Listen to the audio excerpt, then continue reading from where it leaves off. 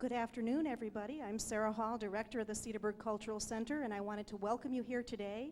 This is the 12th of our Fireside Chats. When we started this series on a snowy Sunday afternoon about 3 years ago, we hardly dared to believe that it would continue as strong as it has, but it has, and we're grateful to our chairman, Jim Coots, the Fireside Chat Committee, which is a group of wonderful volunteers, and to all of you for being such a terrific audience. With that, we'll get rolling. I wanted to make a couple of quick announcements first. We're very grateful to our sponsors, who are Ozaki Bank, Cream City Coffee, and Olson's Piggly Wiggly. If you patronize any of those businesses, please thank them on our behalf. We also wanted to draw your attention to an upcoming event on December 10th. You'll see these green flyers here and there around the center, and they're advertising what we're calling a primer on Cedarburg history with Eddie Rappold as the speaker. He's going to be sharing some of his slides and his wonderful stories. And also, that will be the first evening that two newly published books of historic photos are going to be available. They'd make great Christmas gifts if you're inclined to come hear Ed's talk and learn a bit of history and pick up a couple of gifts. We'd encourage you to do that. The first of the books is a brand new edition of historic photos from Ed Rappel's collection.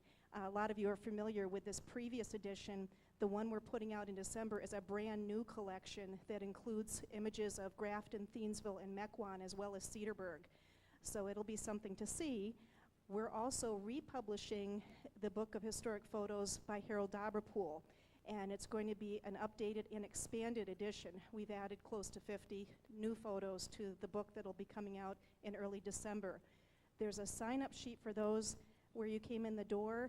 Margot Woodstruck could help you reserve a copy if you're interested, or you could simply come to the event on December 10th, 7 p.m. here at the center, or just stop by the center anytime after that, and those copies will be available for sale.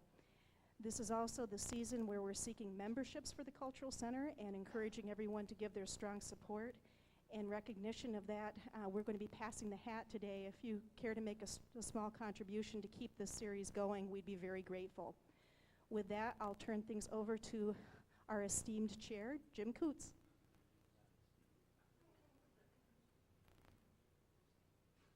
Thank you, Sarah. Last year, we did one of the fireside chats on the retail businesses in Cedarburg, and we thought it only appropriate that we would do something on Cedarburg manufacturing, so the title Made in Cedarburg. And we're going to try and touch today on a number of the companies that have had an influence on Cedarburg in terms of a number of years and the things that they manufactured. We have an all-star panel with us today, and we'll be introducing them. We thought we would start, first of all, we have a video that is the first 50 years of Mercury Marine, and we thought that would be appropriate as a kickoff for this chat today. We won't see the whole video. We'll see it basically till about the time that Brunswick Corporation took over Mercury Marine. But there's some good photos in there. I don't know, maybe some of you have seen it, but there's some good photos of the early plant on Western Avenue and Mr. Keycaver, and I'm sure some of you may notice or recognize some of the people who are in the video. So Fred, if you want to turn these lights off, then I'll get the video going, and we'll get on with that.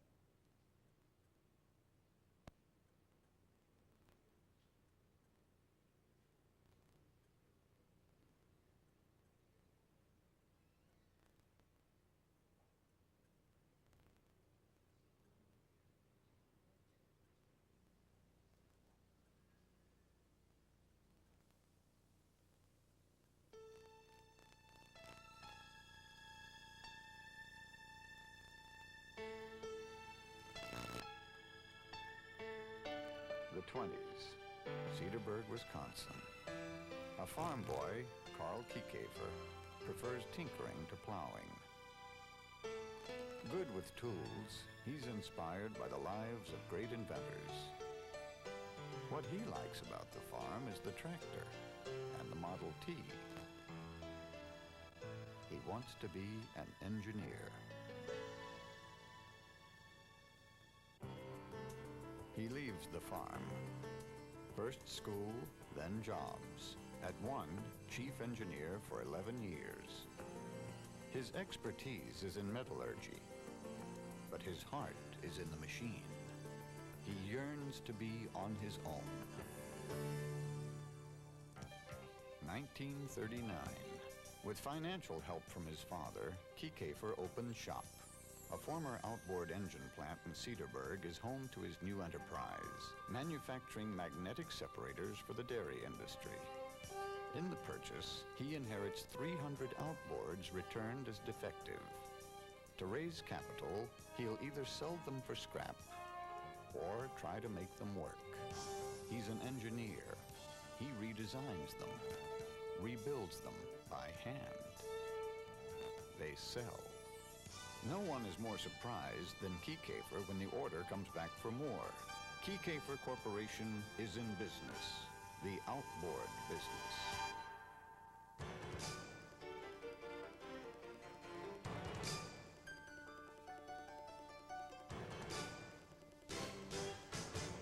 Outboards aren't new. They aren't reliable either. Starting from scratch, Kieckhafer devotes his own designs to features for quick, powerful, dependable boating power. A rubber rotor pump that tolerates sand, silt, and vegetation. A one-piece streamlined housing that protects drive shaft, waterline, and exhaust from exposure to the elements. And a reed valve induction system. A new vision for outboards.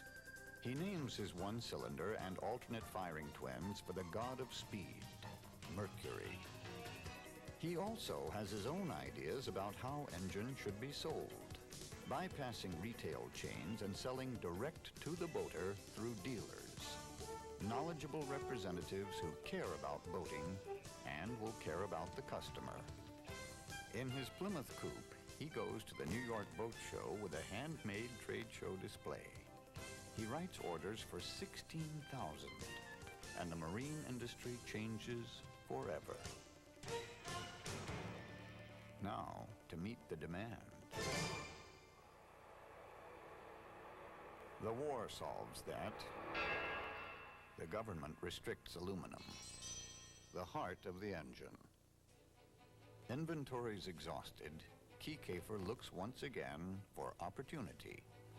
The government needs air-cooled engines for two-man chainsaws. He competes with 6 other firms, but none responds faster. 5 weeks from initial bid to prototype. For the next 5 years, war applications and the war.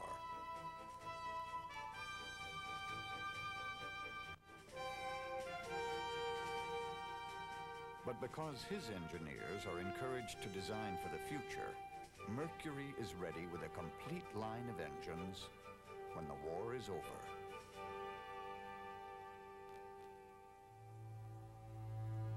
In 1947, the Lightning. A 10-horse, 2-cylinder engine that outperforms engines rated twice that. In New York, Kieckhafer shows Lightnings which have been run more than 75,000 continuous miles each. An early taste of Mercury's passion for testing. America's pent-up passion for fun is released, and Mercury grows. Its first expansion is in a large dairy barn, the Corium Farm in Fond du Lac, Wisconsin.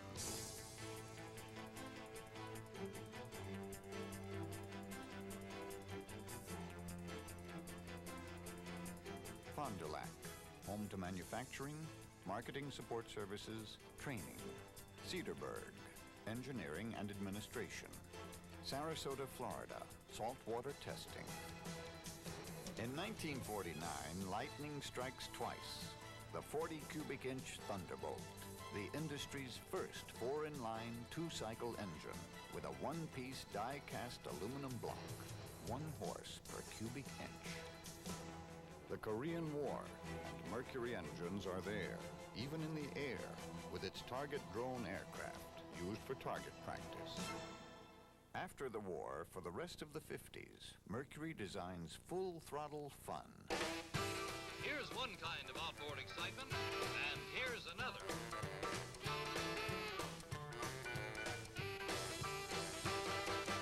Remain seated and start the motor with a firm, steady motion. You'll find all your favorite fishing features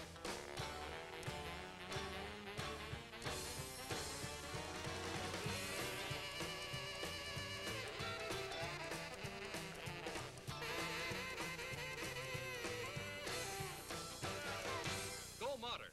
Go Mercury.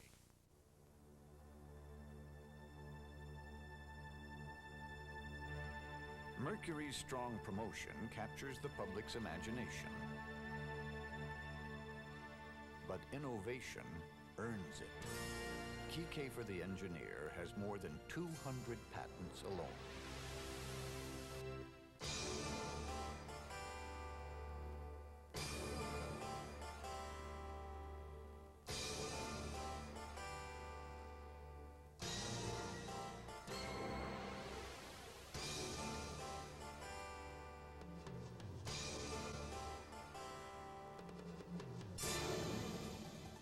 Behind the firsts, Mercury Muscle, no one is more committed to boating. Lake X, the Florida Proving Grounds, inaugurated by running two Mark 75s 50,000 miles day and night for 68 days.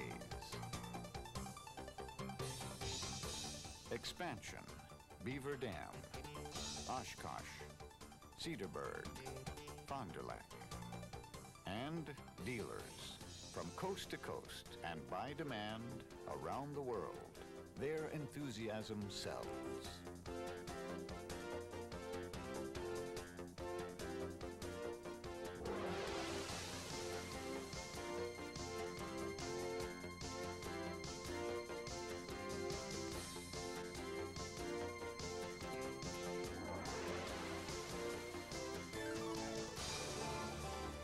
Powerboating grows, the dealers grow, the company grows.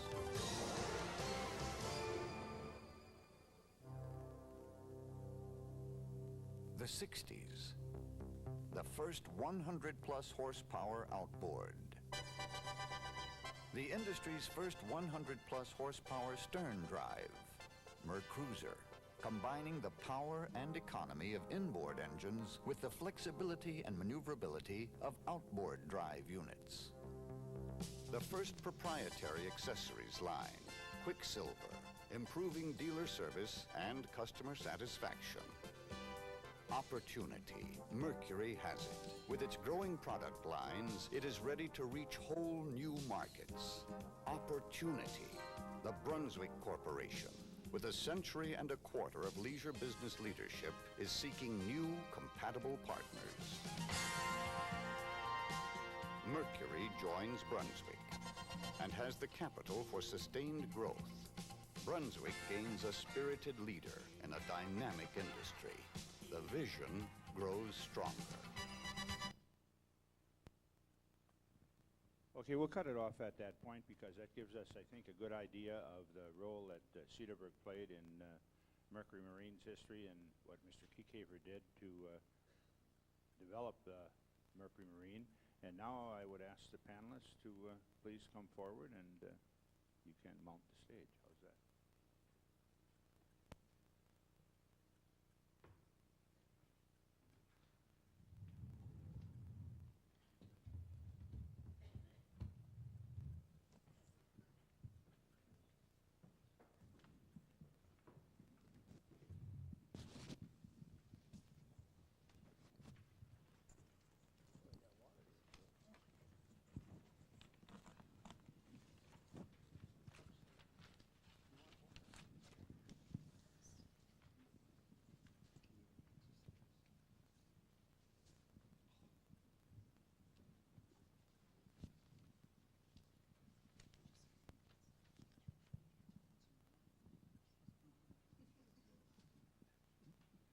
Let me introduce to you our august group of panelists, a group of people who know a lot about what's happened in Cedarburg, and I'm sure a lot of you do. And again, let me suggest to you that any time if you have some questions, Bob Fuller has some cards that he'll be distributing if you have some questions.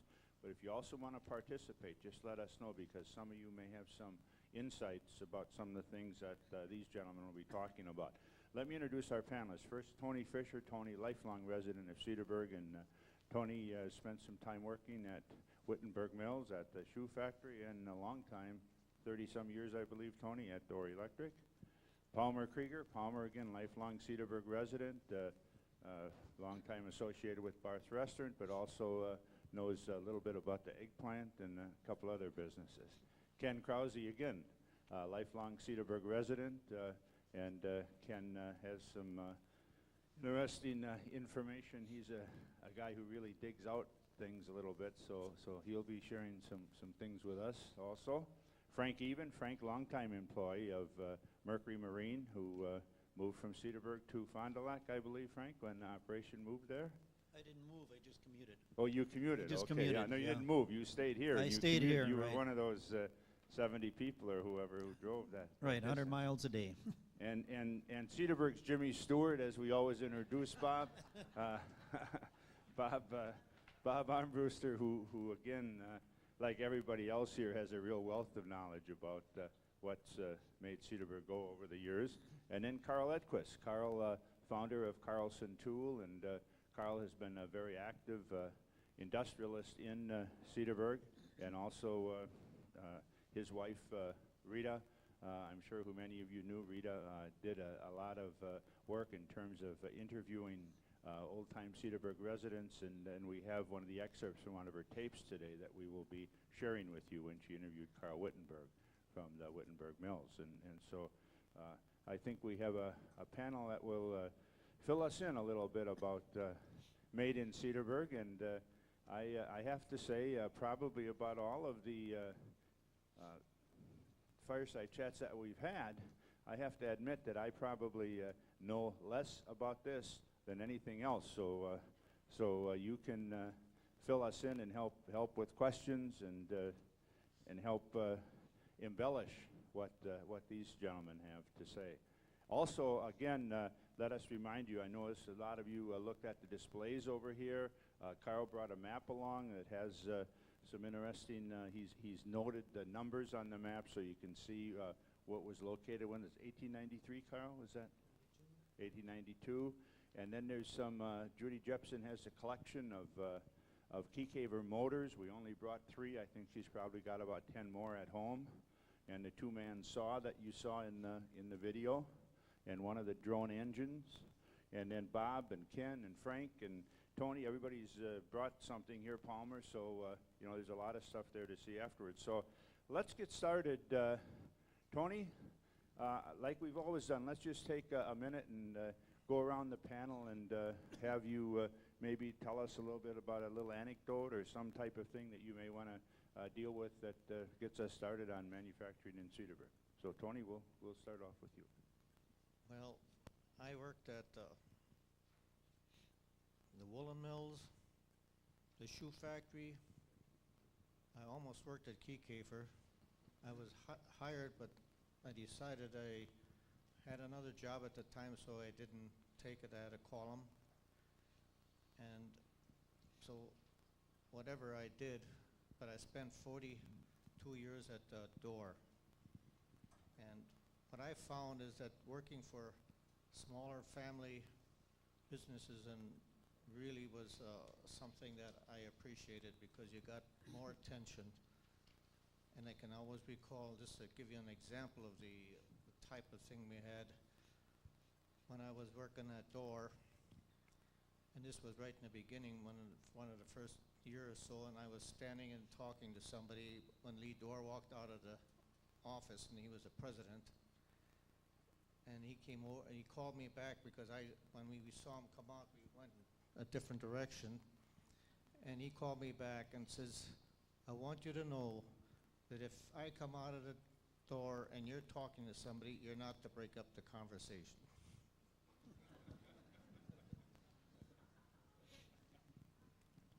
I'll leave Palmer go from there. That's a good point, Tony. I think that shows the personal feeling that I think was there in many of the Cedarburg manufacturing concerns. Palmer?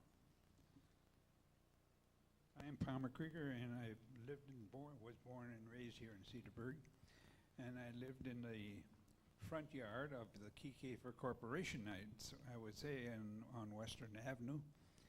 I remember a lot of efforts that went into the Keycafer Corporation. I saw new buildings going up, new office buildings, and additions and storage buildings, while I lived in the Keycafer's front yard. I remember seeing the name Thor, and at that time, the building was owned by the American Motors Corporation, and they built the first electric motor, and then they came along with this Thor, and I remember seeing those names, and of course then the Keycafer people came and changed that whole function into something that Cedarburg didn't outgrow, but Keycafer outgrew Cedarburg and moved away from Cedarburg and up to Fond du Lac. I remember seeing that building many, many times, even that large, long barn that they had. I remember knowing a lot of the people through the restaurant that we operated. Mr. Keycafer himself ate at the restaurant. His attorneys and the Lohman brothers, Herman Stieg, they were all key people for the Mercury Marine factory. I also, or as Jim Kutz indicated, that I might know something about the eggplant. Well, I do know something about the eggplant, but before the eggplant was developed, it was a creamery, and the farmers would bring their milk from the countrysides into Cedarburg and deliver their milk products to the creamery in Cedarburg on Western Avenue. And Western Avenue was, or this creamery was probably 4 doors away from me, 4 houses away. And the interurban tracks and the interurban company from Milwaukee was right alongside the creamery, and they delivered the coal for the energy for the creamery.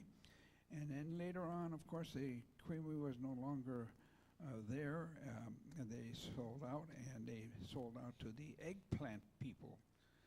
And I can remember many women going there to work, and they broke eggs day in and day out. And for some reason or another, they were manufactured to do something with the food industry. And that's about all I can remember about the eggplant, except that there was a lot of activity there. Some of the other activities that I'm familiar with was the blacksmith shop, which was on Western Avenue and Washington Avenue, which was a manufacturing kind of a business, welding and horseshoeing, and so it was a rather important kind of a function in Cedarburg. I'm also familiar with a dairy that was in Cedarburg, and 2 of my uncles had a dairy in Hamilton, and they would deliver milk to individual homes in Cedarburg, and it was in the early years. This was in the 30s. We did that with horses, and after that, of course, probably after the first 10 years of being in the dairy business, then of course trucks came along, and so we started delivering the milk in trucks. Of course, another big industry in Cedarburg was the resort business, which I am familiar with through marriage. The Hilgen Hilgen Spring Park Resort, and that was a center of entertainment for many people throughout the Milwaukee area.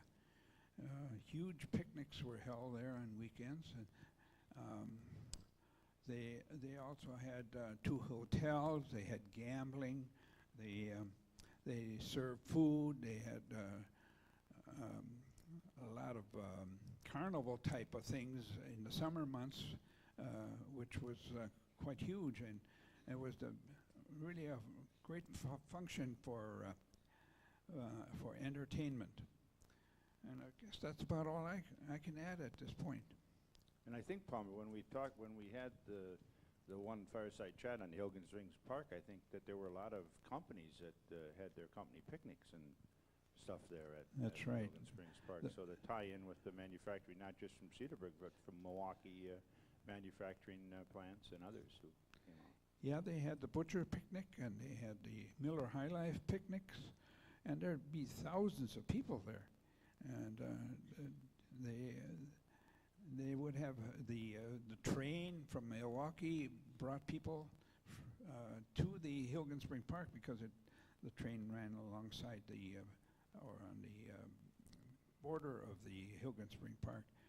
And the interurban was a key function also because of the transportation for people to come from Milwaukee to Cedarburg, and then they would walk the 6, 7, 8 blocks to Hilgen Spring Park, and most of them unloaded their passengers on Western Avenue. Okay, Ken? Yes, 1932, the Greater Teutonia Businessmen's Club had their picnic down at the park, and 32,000 people came to this place. In 1932, they counted over 10,000 cars parked because of, like Palmer said, the trains. Unbelievable amount of people for 1932. And yes, I remember the eggplant because I just lived a block away from it. And as kids, we used to go to the floor. We could reach up. They actually produced dried egg product, which they used in World War II for the troops. It was a big producer, big important industry in Wisconsin. And we used to reach on the floor and grab this egg product and eat it. I mean, we were just kids, but for some reason we thought it tasted good. So I remember that story. My story is about one of Keycaver, and there's a lot of Keycaver stories out there, of course, and I'll get to it in a roundabout way. One thing I can't ignore, though, is Judy Jepson's hobby. Noel likes motorcycles, that's fine, but Judy likes to collect outboard motors. I mean, if I were her husband, I would think something like swizzle sticks from Bars would be a lot easier to handle. But it's a good thing that she does, because she brings a lot of history to our community. But my story, my father, Raymond Herman Krause, worked for Keycaver. My uncle, Herman Stieg, worked for Keycaver.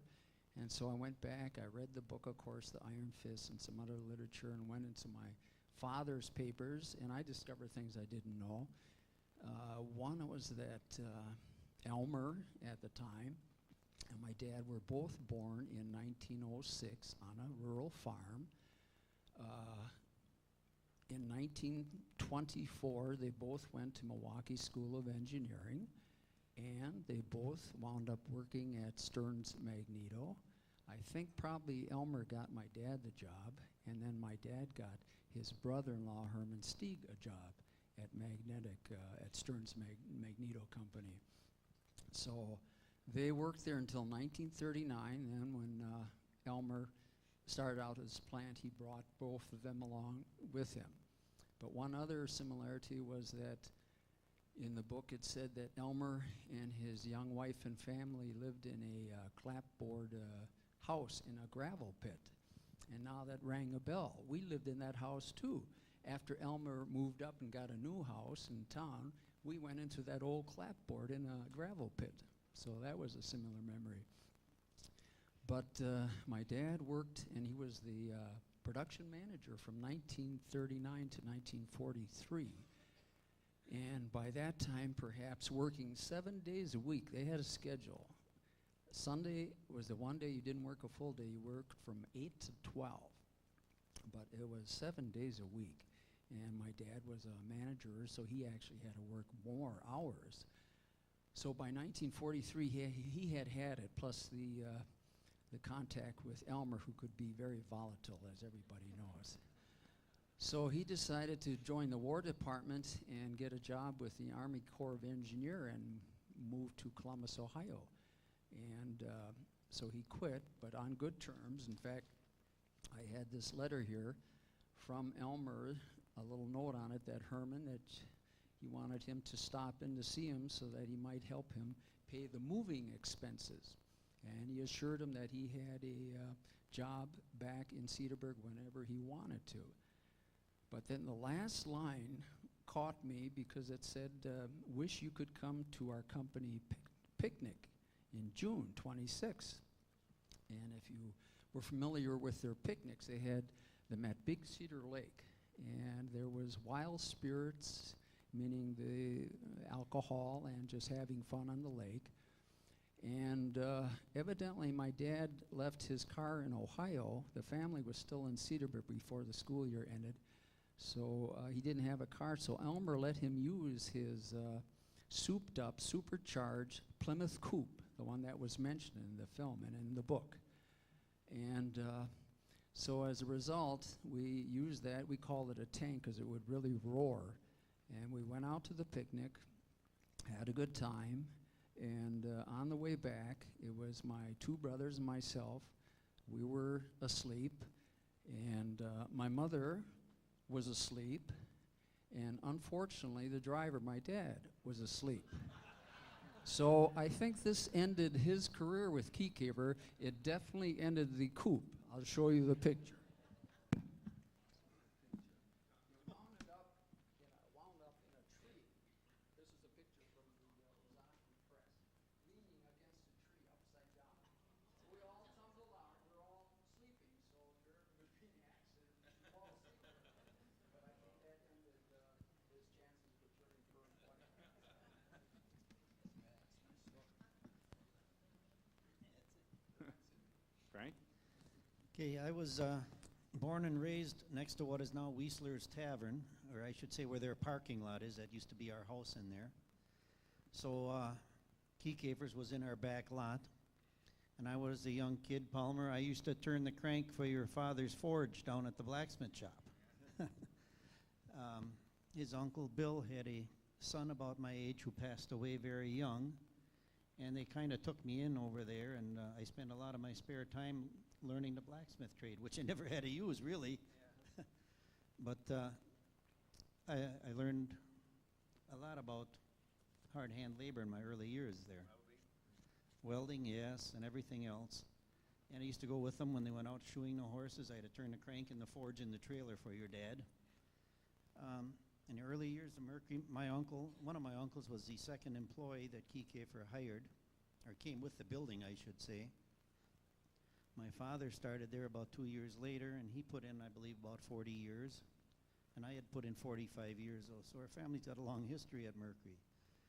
My cousin was one of the plant managers for the Beaver Dam facility when that went up. And I had another uncle here in Cedarburg who during the war years and before that and after had a trucking business. And I don't know what the official name of the business was. All I knew, it just said Herb Banish on the truck all the time. But by riding with him when my mother was working and my aunt also worked, because during the war years everybody had to, but by riding with him when school was out until they could get out of work, I got into most of the factories in Cedarburg because he was the local distribution for Olson Transportation Company and for anything that came out on the interurban. His warehouse was the part of the interurban depot that was tore down. So I got to know what a lot of business were, what a lot of them done, a lot of the companies. Had a lot of contact, obviously watching the streetcars and the trains come and go because he also hauled all the freight from the Milwaukee Road. And it's amazing looking at the picture from 1892 of all the industry we used to have in Cedarburg. And if you look at it today, there sure isn't very much left of any kind of industry, unfortunately. Obviously, when Mercury pulled out of Cedarburg, as you heard at the beginning, I had a choice, either find a different job or commute. But Mercury was always a fair-paying company. In fact, in the 45 years I was there, I was only laid off once and survived about 10 discharges that they had of people. So I had no complaint about it, and the move was in the early 80s when the economy was very tight, tighter than it is now. So our choices were just commute back and forth, which I did for 18 years. And when I started at Mercury in Cedarburg, there was about 150 employees. When I left Fond du Lac 4 years ago, we had 2,300 people working in the Fond du Lac complex alone. So, and I agree with what Tony said. It was nice working in a small company. When the company got that big, you're lucky if you knew the guy working next to you today, because tomorrow he might be over in a different part of the plant. And I was in a part of supervision up there when we dealt with most of the employees. So I got to know a lot of the people both in the plant and up in the office. And a lot of the names mentioned here were either there for years, or what they'd done was still very noticeable by what Mercury is today. So Cedarburg definitely did play a big part in Mercury. John? Thanks, Frank. Bob? As long as we're on the subject of Mercury, my uncle Fred was a director, one of the original directors. Bob, you want to hold the microphone a little bit closer, please? My uncle was one of the original directors of Mercury, and I have an invoice here that he was able to buy a Mercury motor for $42.50, and he got a 30% discount, so it was $29 and something to for this outboard motor. Some of the fellows that worked there commented it would now would buy a cap for a gas tank. But we always had good relations with the Keycaper family, and I knew Mr. Keycaper real well. When he'd buy, he was quite a car enthusiast, and when he'd buy a new car, a Mercury or something, he would stop in front of our store to show my brother John, who was always interested in new cars and sports cars. And I have some pictures over there now. There are some Mercedes winged door cars, and somebody said they'd be worth about $300,000 now if they were around. But to get off that subject, my grandfather was mayor of Cedarburg for almost 20 years, and they must have believed in investing in local companies at that time. And in our vault, we have a leather holder with about 20 slots, and they're all filled with stocks, but very few of them of value. But I just want to read some of the stocks of the Cedarburg companies that he invested in.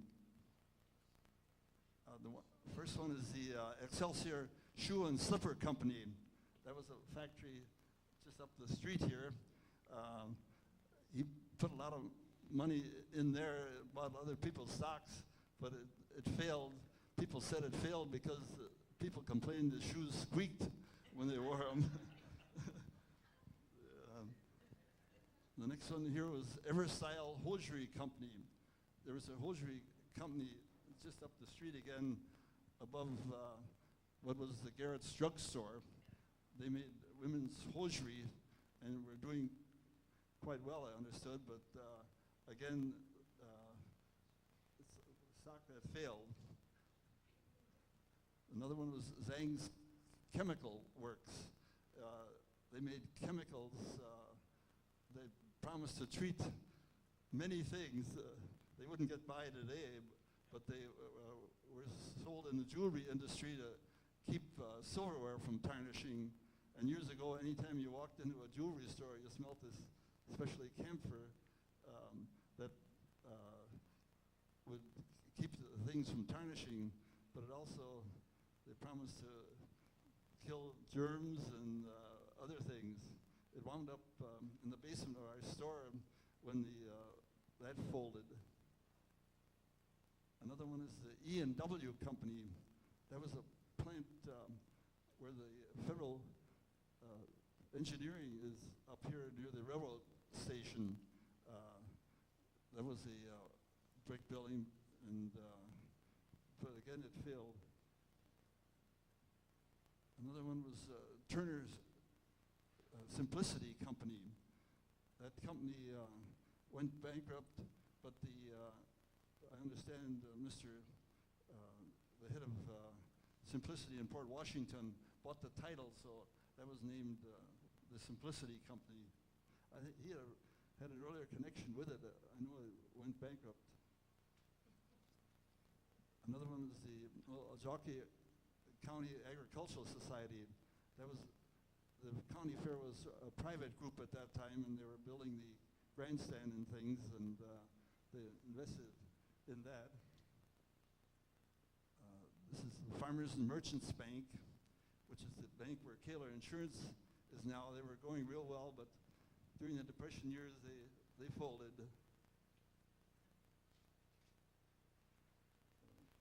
There was a Cedarburg Marble and Granite Company.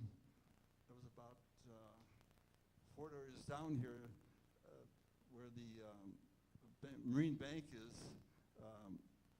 Our family had an interest in that for many years, but that was discontinued. This is just a blank envelope. I'm sorry he didn't hang on to that. Some of the original stock of Briggs and Stratton Company. He sold that and the Mercury stock. This is the Cedarburg Realty Company. It was actually part of the Cedarburg Advancement Association, the predecessor of the Cedarburg Chamber of Commerce. They tried to induce a lot of businesses to establish in Cedarburg.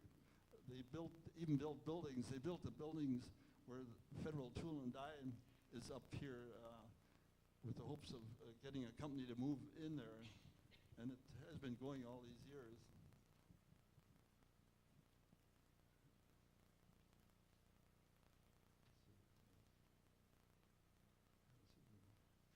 Well, the original woolen mill stock that they had was sold when the mill was sold to Jim Pape. I remember that stock in his portfolio, and that was turned over. They got some money from the stock, but it wasn't worth too much. I remember going to some of the directors' meetings at the end, and Carl and Ted Wittenberg brothers had most of the stock and conducted a meeting in the building on the corner up there. I have some pictures of the building, and they conducted a very fine business, but again, this was all during the Depression years, and they had a hard going to selling their product. But having the family so close to all these businesses, I really got to know all the owners, and we've had a lot of good friendships over all the years. Thanks, Bob. Mr. Edquist. Okay. Bob, is there a reason, Bob, why you stayed in the jewelry business rather than investing like your grandpa did? But I think it was because of the economic times, as you said, you know, and that I think that shows the resourcefulness of the community leaders in terms of investing in the communities here and in the businesses here to try and help them be a success. And like Frank said, you know, that's one of the things that I think Cedarburg has to very seriously look at is the whole idea of restoring some of that business sense here and look for some more businesses and to inhabit some of the areas here to help cut the tax base a little bit. Mr. Edwards. Thank you. Well, I'm totally out of place here because I'm a rookie. I am the only one on the panel here that was not born here. I was born 1,000 miles from here, up in Saskatchewan. And so what we are doing here today is we are basically talking about manufacturing. And the only thing that I know about Kiekefer, and I never met Elmer Kiekefer, is that they were a good customer of ours for some time. The origins of our being in Cedarburg. We moved here from Chicago in 1947 and found an unfinished house on north of Decker's Corners, and that's where we lived for 13 years before we moved into town.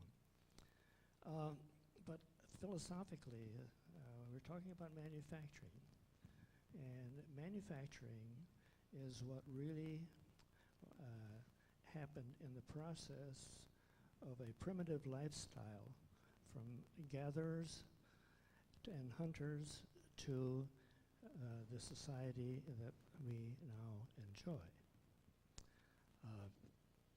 So that's come a long way, all the way from donkeys to jets. And the reason that we are here is because it's a native instinct for people to make things. And that's what manufacturing is all about. So there are really, philosophically again, there are only 4 ways for creating wealth or prosperity. You have to grow it, you have to fish it, you have to mine it, and then from the products of all of that farming and mining and so forth, then you make something out of those products, and that is manufacturing. And to give you a little idea of where we fit in our little company, we are tool makers. And of course there were tool makers back in the Stone Ages. But our function is to, louder yet? Okay, I'm sorry. Our function is to provide the tools, the chisels for the stone carvers, and in our case, we make the tools to make the products that you use. We do not make a product. We are what I like to refer to as we're in the muffin tin business. We are mold makers, and we make the molds as an illustration for making muffins. We have a muffin tin we made, and then every housewife in the world has probably made muffins. And they provide the batter and pour it into the muffin mold, and that's how you get them. And we make the muffins, the muffin molds, and the muffins are made there. And all of you have this afternoon, or at least today, been exposed to what we do in supplying the means to making your automobile batteries and your toilet seats, because we make molds for those kinds of products so that they can be manufactured in quantity. I would share a little insight as to how I ever got started into this. When I was 14 years old, I worked for a whole summer in a blacksmith shop in South Dakota. And so my interest in making things dates back to that time. And to this day, and for many years, I am a member in good standing of the National Artists and Blacksmiths Association. And that's for the nostalgia of it all, because those are the real artisans that still make things the old-fashioned way with a hammer and tongs and a furnace. So anyway, we, as I say, I did not know Elmer Kiekefer, but he was a very dynamic man. But there are other dynamic people in the community, and I'm prepared to have you listen in on what an entrepreneur is all about that has to do with the history of Cedarburg, And what you are going to hear is a very short segment of an interview that was done of Carl Wittenberg, who was responsible for organizing the Wittenberg Mills, also called the Woolen Mills.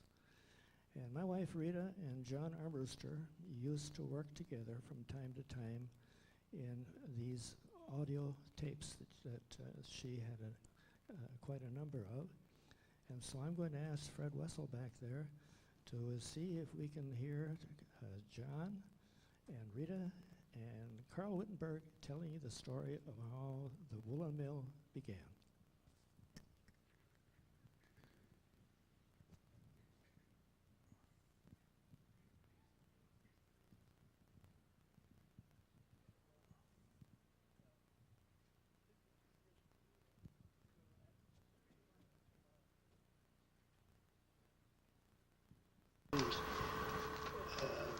Papers, business, and everything else as it's brought up. You see.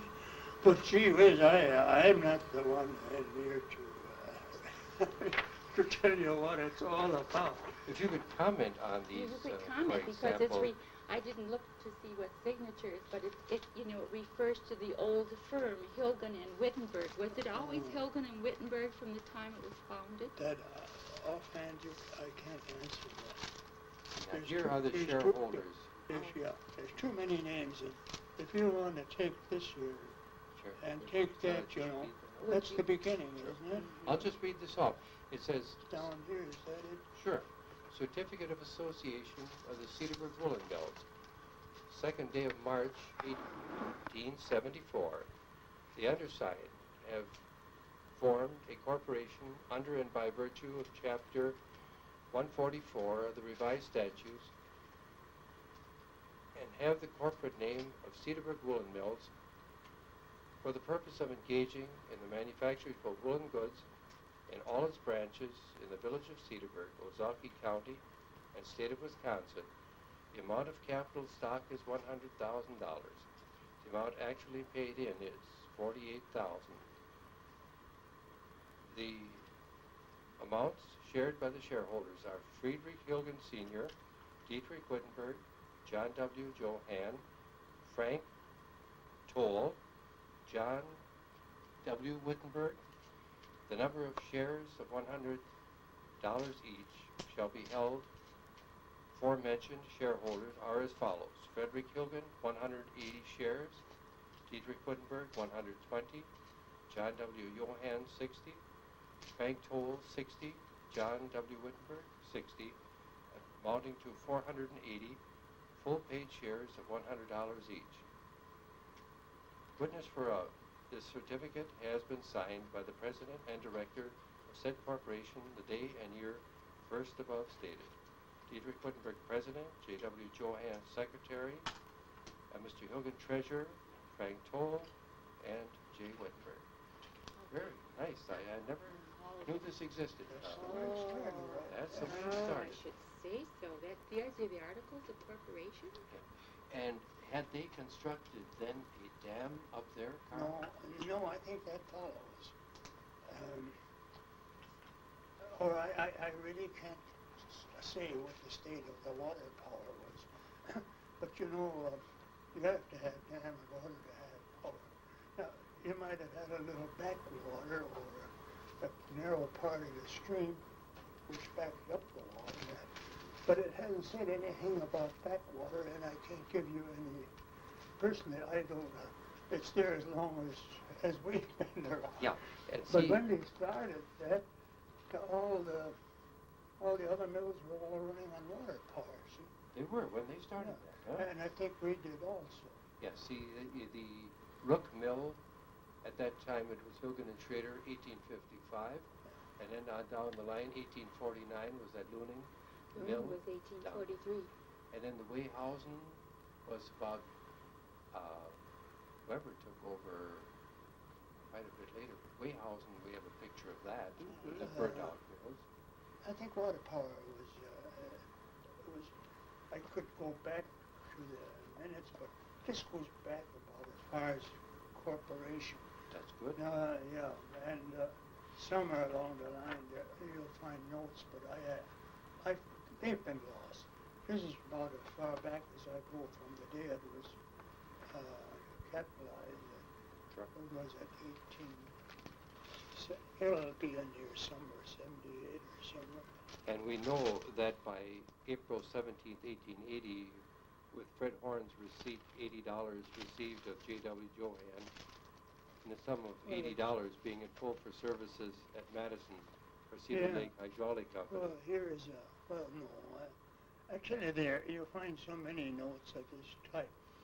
It seemed they were capitalized and then somebody changed his mind or whatever the purpose. Oh, sure, that was it. And that's the way it went along.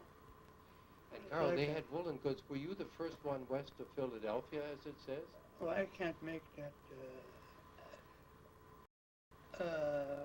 certain because there were too many mills in the south, and they probably. But I might say that they were one of the first mills in this area up in the. Because there were other mills, you know. There was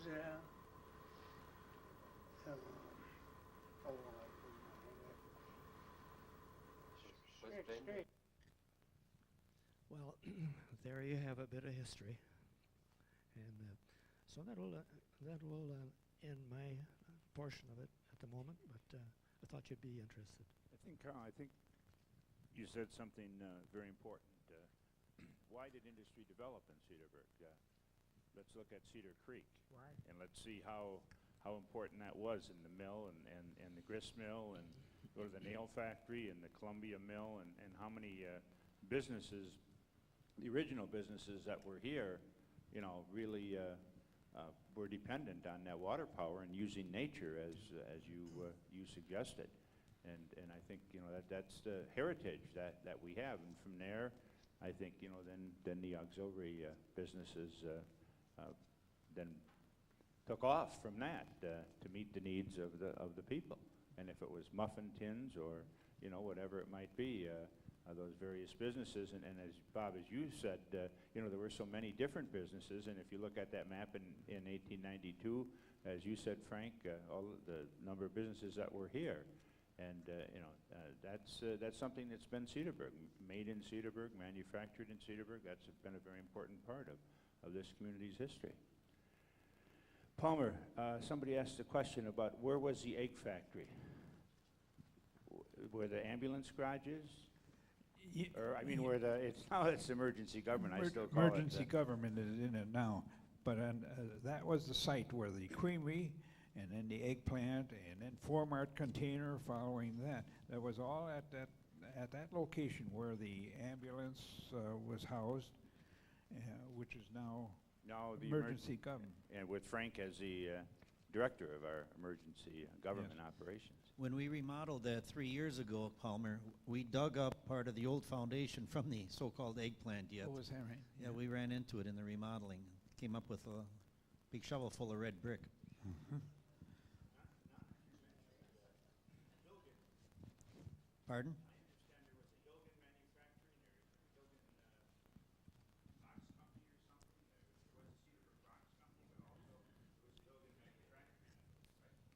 There was a Hilgen furniture building, Jim, up where the American Legion House. That was the Hilgen Furniture Factory. It's a big factory. It was closed down in about 1934, and they tore it down in 1942. But they were a big manufacturer of furniture. And what was located on Hilbert where the apartments are now? Tony, is that where the shoe factory was? Or the Excelsior slipper factory? Where you, as you told me, Tony, you enjoyed putting those shoes in there? Or Well, the shoe factory I worked at was across the train tracks and to the left on Portland Avenue. And then later on it went down to the old Turner Hall, so that's where I worked when I was in a shoe factory. That was the Moosebeck Shoe Factory, wasn't it, Tony? Because I know my mother used to work there too. I thought that was the Chicory. That was the Pants Factory, Jim. Pants Factory on Hilbert. It became a Boy Scout house afterwards. Yeah, I was in Boy Scouts up there, right. That was and they were still hiring people. I saw ads In 1942, they needed sewers at the pants factory. I think when the war ended, that was it for the factory, where the apartment houses are now on Hilbert. Yeah, they supplied the Army, I think, with clothing during World War II. But the north end of it, which if you look on the picture, there's a big tower. That part was our Boy Scout house in the late 40s, or middle to late 40s, right? Tony, you worked for a long time at Door Electric. I think someone mentioned sometime, maybe it was at the senior fireman talking a couple weeks ago, that there was an electric motor company prior to Door? Was there an electric motor company prior to Door in that? Electro Machines. It was called Electro Machines. Remember that, Frank? That was it. Well, machines, but then they changed it. The name. There was the American Electric Motors too, which is where Mercury went in after, which Kiefer bought out. They made electric motors in the 30s. Now, the locations. Mercury Marine was always on Western, but did they not also have a foundry, or did down where the interurban garages or something? The foundry was the what we knew as the old streetcar terminal or barns. The interurban barn. Yeah. UPS had, United Parcel had that after the streetcars went out. And then I think they abandoned it, and then Kiefer bought that up, I believe. I'd like to explain a little about what happened during the Depression when you worked at the woolen mills. The jobs never lasted more than a couple of months because the contracts were so short. And at one time I worked in a dye house, and I worked down in the basement of the mill working and washing the wool. And another time I worked in the shipping department. Well, the process, first they brought in the wool in big bags that were just cut off the sheep, and they had a long washing machine that went the full length of the main building from the east to west. And then it turned, and when it got to the end, it turned around and went into a dryer. And my job was to, when it came out of that dryer, to pick it up and put it in what they call a duster. And I checked the temperature when it came out of the dryer. And right at where it came out, it was 120 degrees. And it was the basement is rather low. And when I worked there and put this in the duster, which would shake it around if there was anything left, little particles that it would, take it out. Everything that I wore was soaking wet. And I had to tie a towel on the ceiling in order to get the sweat out of my eyes. And that particular summer, and it was during the vacation time when I was going to high school, between my senior and junior year, and I lost about 25 pounds. And after I got to work during the day, I would run home, take a bath, run down to the Rivoli Theater, and work for 50 cents a night. And I did that so I would have a job during the school year, so I would have some money, because there just wasn't much money in those days. And at the mill, I got 25 cents an hour. And then when it was done there, it went into, there used to be a tunnel underneath Bridge Road where they take this wool when it was washed and take it into the dye house. Well, I had that job once, and you'd have to pour the wool into a vat that was about 6 feet, 7 feet in height, and maybe 8 to 10 feet in diameter. And they would pour bags and bags and bags. It just never seemed to stop. And I would have to get on a ladder and stand on top of that vat and pour a big stir. It was about 6 inches in diameter in the middle and maybe 2 or 3 at each end and about 8 feet, 9 feet long. And I would push that into that wool that was in that vat. And they were, the temperature, they try and boil it. And again, they put the dye in there to dye it.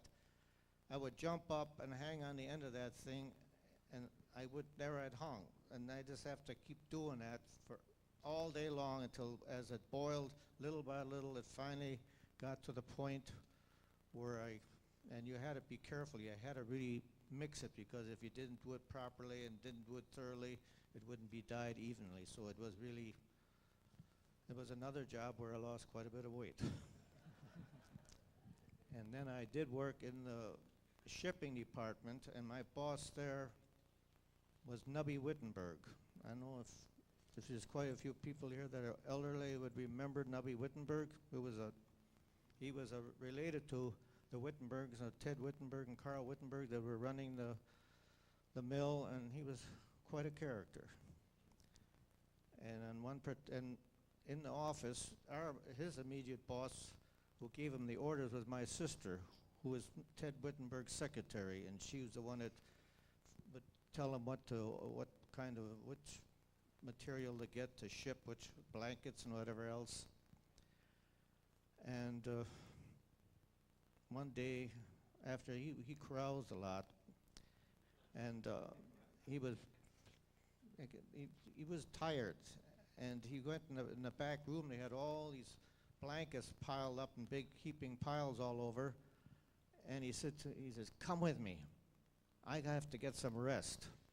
And he climbed over that, and there we were laying in this wool during working hours. I mean, not the wool, but the blankets. And my sister was looking for him, and he said, Nubby, where are you?" And he told me, "Shut up, won't tell her." Well, when she went in the other room, then he finally jumped out, and I had to follow him, and that was another one of my experience at the mill. And of course, there was one other one that when I was working, and I split my pants. And the ladies upstairs above the shipping department would check the blanket, the sheets that they made the blankets out of, and they would to pick things out if they didn't know there was any flaws.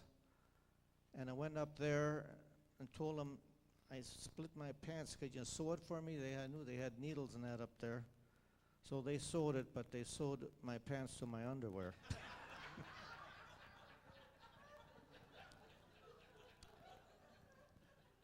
So, but like I say, being a small family affair, everybody knew everybody, and quite often I would meet Ted Wittenberg down at the Cedars, and he had his friend that was down there, and we had quite a few discussions, sometimes about politics, which we didn't always agree. But it was, like I said, working in a family affair like that years ago, and the same thing was with Dore. They were very considerate. I know that in a few cases, they hired people who had difficulty working, but they hired them anyway so they would have a job. They never laid us off when the work was slow and they were caught up. They let us, in fact, we had a reputation from some of the people that came in the plants. It was the cleanest machine shop they ever saw, because a lot of times all day Saturday we would do nothing but clean our machines. And I actually at one time scrubbed the floor on my hands and knees around the machine. So and I can talking about the family affair. I was just hired, and I had to work at night, and I was the only one on night shift I was machining shafts for the motors. And Lee Dore came in to check.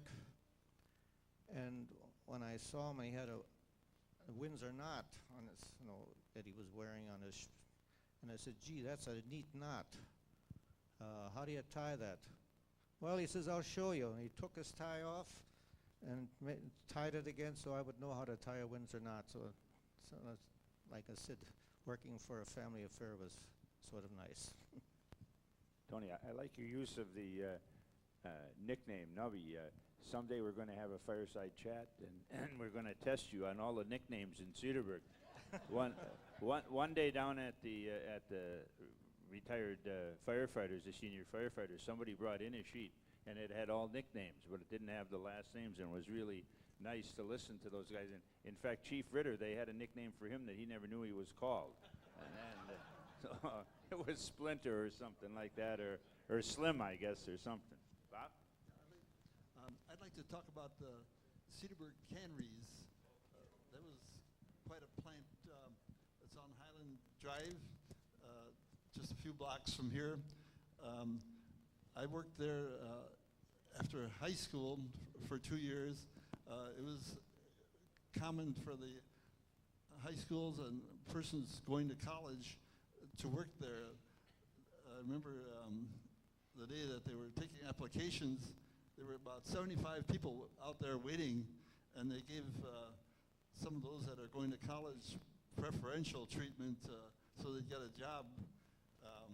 But this cannery, during the June and July, they canned peas. I operated a machine that capped the cans, and there were 3 of the regular cans. We were told to bring an item along that would brush our memory of that. This is the can. It's pretty well beat up, but it's the Cedarburg Cedarburg brand cannery, early June peas. But the machines, they had 3 machines that canned these peas, and we'd count the total at night. There was a counter on each machine, and we'd run between 96,000 and 100 cans a day on those 3 machines.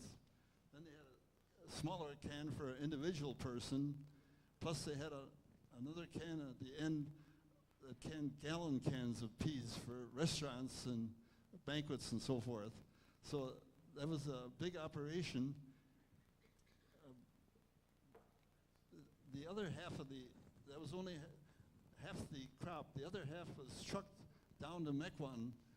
There was a large freezer down there, and an equal amount was canned down there, so it wasn't a small operation.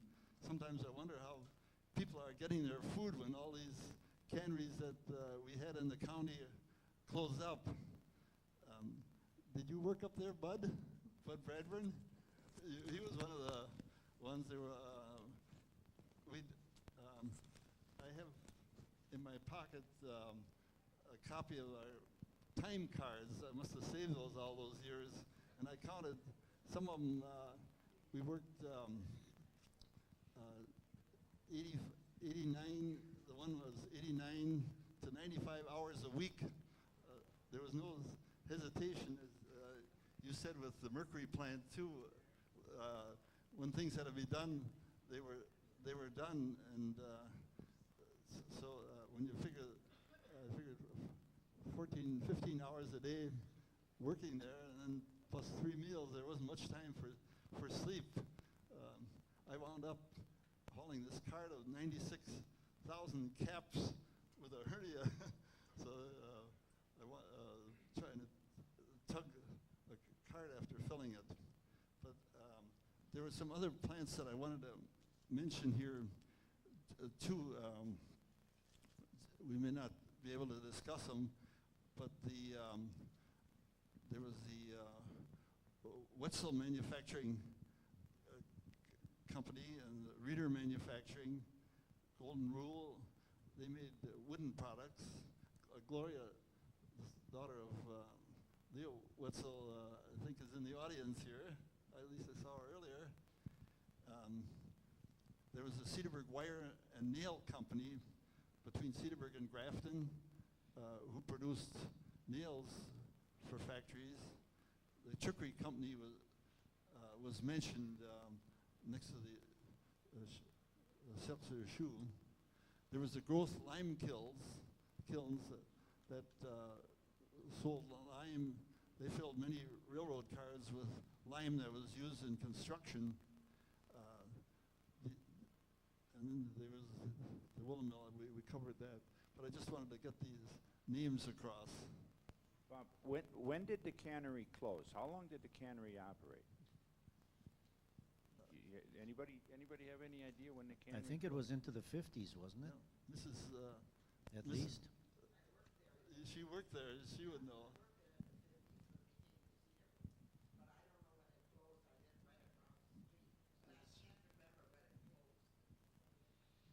You know, you mentioned the canneries, and that was a business that very few people know of in Cedarburg too, and that was the Neiman families. They owned many fox farms. They owned the canning factory. They were in the mink food commercial business besides using it for themselves. They were really probably the biggest, I believe, what do you call it, mink operation or fur operation in the world at one time. And they don't exist anymore today because of import furs killed them. But they owned what we know as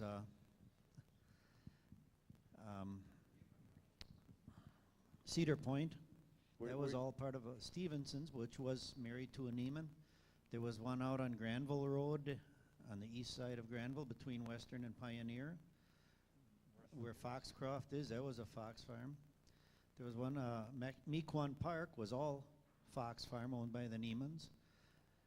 MATC was all part of the Neimans. North of there, that was all their land. I don't know how many thousands and thousands of acres they owned in this area. Plus up north, they had big operation too. When we first moved here, Frank, I think that on Western Avenue, just about where Juniper comes in there now in Cedar Point, there was a building in there that I think was either their garage or their processing plant or something. That was Ronald Stevenson, who was married to one of the Neimans. Yes, that was his fur farm. In fact, the Stevensons lived in their big brick house right across from St. Francis Church. In fact, Carol still is living there with her husband now. And yes, they owned that out there, and they ran that, I think, almost to their late 50s, early 60s, before they folded that operation. In fact, some of the people from Cedarburg here obviously worked there too. Vis-a-vis the cannery, I have some very good memories of that because that is where we started our business. We rented 2 rooms, which used to be the labeling rooms at the cannery.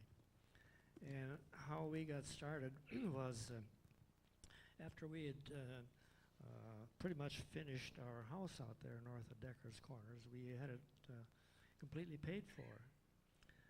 So on the 31st of July in 1958, Rita gave birth to our 7th child, Jerry.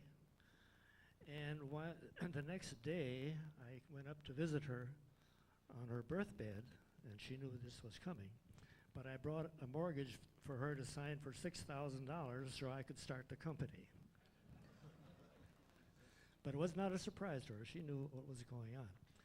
But there's another part of that, and that is in order to gain access to that labeling room, to get our machinery there, there was a very nice dock, a railroad dock. And so we thought, well, we'll make an arrangement with the man who was in charge of the bonded warehouse where they stored completed Mercury engines. So it persuaded him to let us haul the machinery through there. But before that, there was an elevator there, and we had to have that inspected before we could use it. So, well, now how are we going to do that? Well, the elevator inspector had a certain weight that had to be tried to load the elevator up with X number of hundreds of pounds, and then haul it up to the tower up above where the cables were, and then cut the brake. And if the automatic brake worked, all was well and good. But here I had an elevator full of Kiekefer engines at risk, and the brake worked. I would have been in prison, I think, if that had failed. And from there, Carl, you know, I think the success speaks for itself in terms of what an important part of Cedarburg Carlson Tool has become. One thing that I remember, Carl, that maybe you can touch on, and this goes back to, I think, the Cedarburg Industrial Council, and I can remember back, I can't remember what year it was either late in the 60s or early in the 70s, where a lot of Cedarburg people were surprised by a weekend industrial exposition that was held, I think, at the community center gym, where many of the manufacturers in Cedarburg brought their products forward to the public to see them, to make Cedarburg aware of how many products were really made in Cedarburg. Can you just touch on that, Carl? I think we had 3 or 4 of those expos, and they really worked very well because we had a lot of interest in that, and Cedarburg Industrial Council is not totally out of existence. It is not active at all. So it's on a standby basis as far as the state is concerned. We turned over our treasury to Forward Cedarburg at the time that they started up. But that was a cooperative thing. The Chamber of Commerce was active with us in that. And so there were a substantial record file on the activities of the council. Thank you. I would like to just give a little story about what things were like during the Depression. When there just were no jobs, and as I said, you had part-time jobs, and we heard that they were hiring up at the shoe factory, which is, when I worked there, it was on Portland Avenue across the train track, and right to the left there was a building, and that's where they were. And it was January, and it was below zero, and not having a car, but I walked up there for about 5-6 days, and every time I got there was maybe 30-40 people just standing inside the door, and they left them there till 10-11 o'clock, and as they needed people, they would just go and pick one out of the group, and that's how they got hired. Well, I did that for about 5 days, and it was so cold, and I decided I wasn't going to do it again. But then my conscience bothered me, so I got out and I walked up there, but I was late. And the door, they were so packed inside the door I couldn't get in, so I found another door, and I just walked to the front, and I just barely reached the front line, and somebody came and said, "Hey, you, come over here, you're hired." And of course I felt a little guilty there, coming just in the last minute, and then I getting hired that way in front of everybody. But and I had a job, and my job was a very simple job. I'd have to take the wooden lathe and put the top of the leather that was supposed to go over it and push it in the machine, and would put a little tack on the heel, and that was all I had to do. And I did that all day long and as fast as I could go. And one day the boss came along and says, he says, "Kid, you're getting pretty good. You'll get there someday." And I said, "Well, how much do I have to do to get there?" "Oh, about twice of what you're doing." I decided then that I would have to get someplace else. Because I think he was just kidding, because I remember him, he was a very nice guy, and I think he was just teasing me, but it sort of scared me, and that's the next move I made. I got to Door Electric, and that's where I stayed for 42 years. Frank, people talked about conditions of labor and so on. Did you notice a change in the number of years that you worked for Keycaver in terms of how it was in the beginning and how it changed, like when you, maybe in the later years? I would say considerable change. When I started there, like Tony says, this place, you're all like part of a family. You're together 8 to 10 hours a day, sometimes more, 5 days a week. You think of it, in any factory, even today, it's more time than you usually spend with your family at home. But because we were the same group of people always working together, you got to know everybody, you helped everybody, everybody helped each other.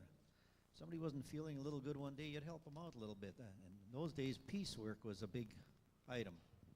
You got paid by the amount, you had a base pay plus the amount of pieces you'd done. If you'd done bad ones, well, that was deducted off of it. Today, there's very little so-called piecework left anymore. Most of it is by the hour. It's called measured day rate or whatever.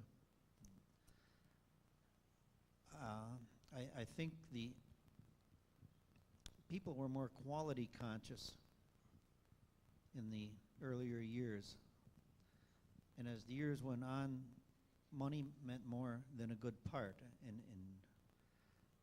probably in the 60s, when everything, even in the 50s, when anything you could build was sold in almost any industry, I think the quality kind of went out of a lot of the commercial factories, so to speak. But I think it has swung around to the point now where it's come back, where there's so much competition that quality now is taking the upper hand again to quantity. The only thing is today, so much is automated. Mercury just had an open house about a month ago for the employees and the retirees, and I was up there. In a line that I used to be familiar with, where there was probably about 30, 35 people working on the line, that whole thing is run today with probably 5 to 6 people. Not only because everything is automated, but also because of the engineering today, where where you had to bolt 10 parts together, now it's all molded in 1 or 2 parts.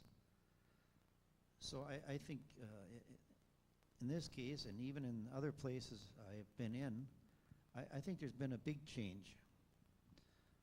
Most things were done by hand, or close to being done by hand. Very little was automated. If you had a machine, a part, you put it in by hand.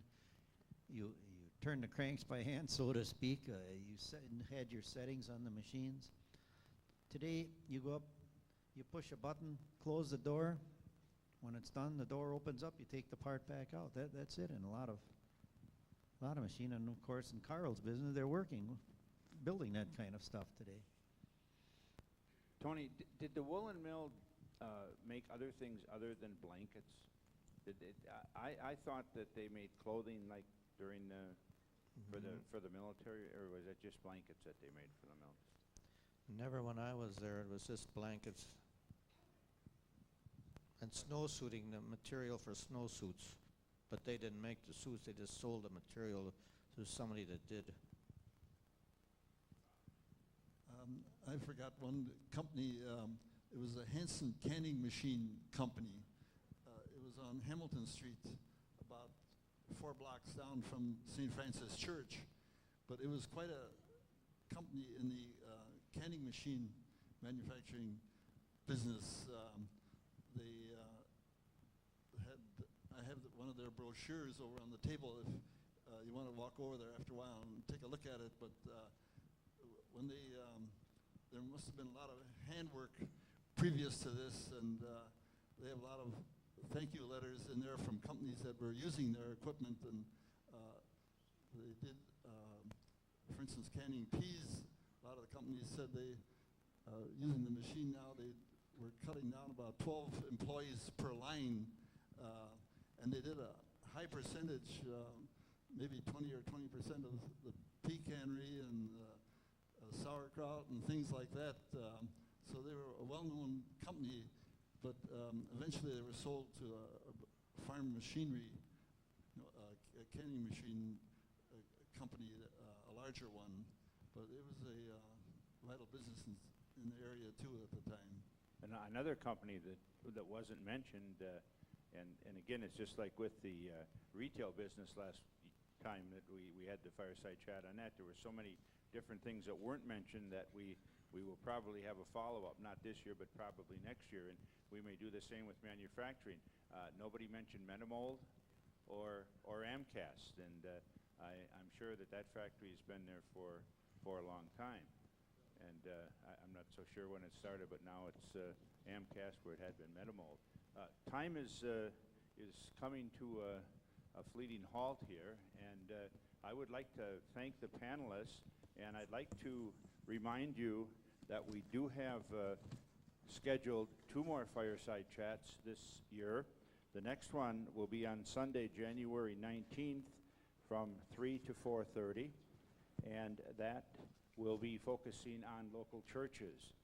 One of the things that our group has decided is that we talked about a number of things, and we're trying to bring some of these different things, and some of the churches have been celebrating anniversaries recently, and so we will have a fireside chat on that January 19th. And from 3 to 4:30 on Sunday, February 23rd, we will have another fireside chat that will look at the roots of our area's rich artistic and literary tradition. You know, Cedarburg today is becoming quite an artist community, and we want to go back and look at how that has developed over the years and looking back at the history of that. So we hope that that those will be entertaining. And panelists, thank you so much for sharing with us your expertise.